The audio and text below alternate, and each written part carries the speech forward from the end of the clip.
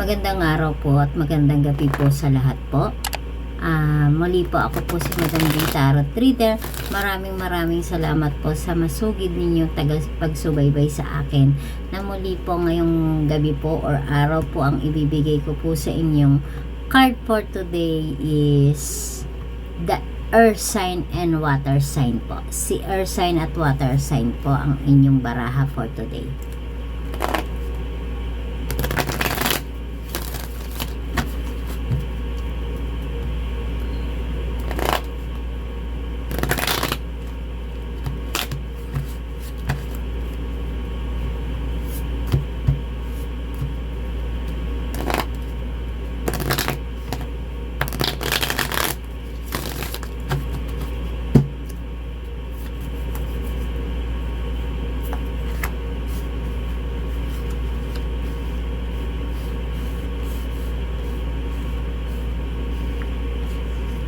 Sinasabi po dito ng inyong mga baraha, guys.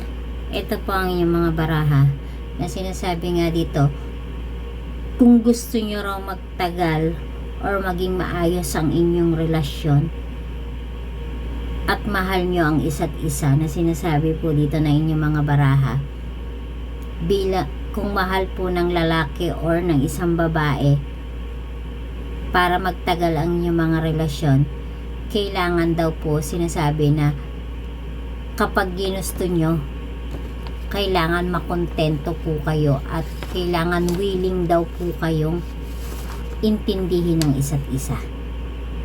Yan po ang sinasabi ng inyong mga baraha, na willing po kayong intindihin ng bawat isa.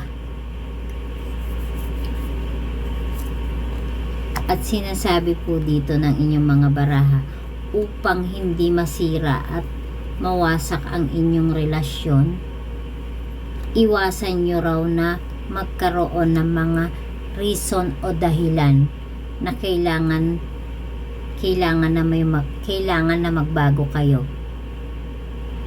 na kailangan bakit palagi kayong nagtatalo,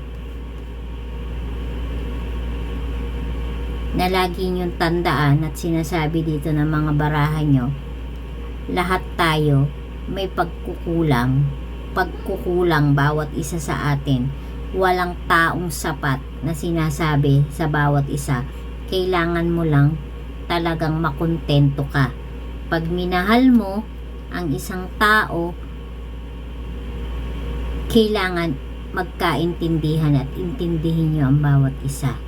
Kung talagang gusto nyong matatag at maganda ang relasyon, sinasabi nga ng mga baraha nyo dito, at maganda ang inyong kinabukasan, kailangan lang matutong makontento kung ano yung meron sa inyo, at hindi sinasabing ang isang tao ay sapat na para sa isang tao.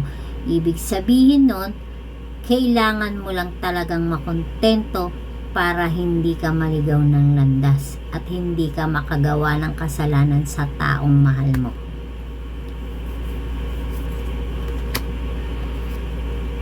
At sinasabi nga dito pa ng inyong mga baraha na kailangan nyo lang daw maging tinatawag na give and take, na sinasabi bigayan, na kailangan na kung ano yung pangangailangan ng isa, ibigay mo.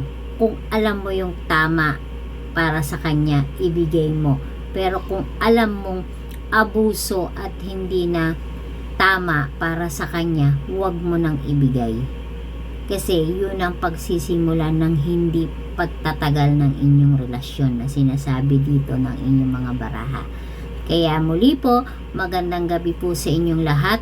Ako po muli si Madam Jing Tarot, and then dun po sa mga gusto pong magpa-private reading, message nyo po ako sa aking account na Jing Tarot Reader. And then pa-subscribe and comment po ako sa mga gusto ninyo po na zodiac sign or gusto nyong ipabasa na sa mga baraha. Comment lang po kayo, and then para masagot ko po yung mga gusto nyong hinaing at inyong mga nais malaman po. Maraming salamat po sa inyo. Muli po, magandang araw po at magandang gabi po.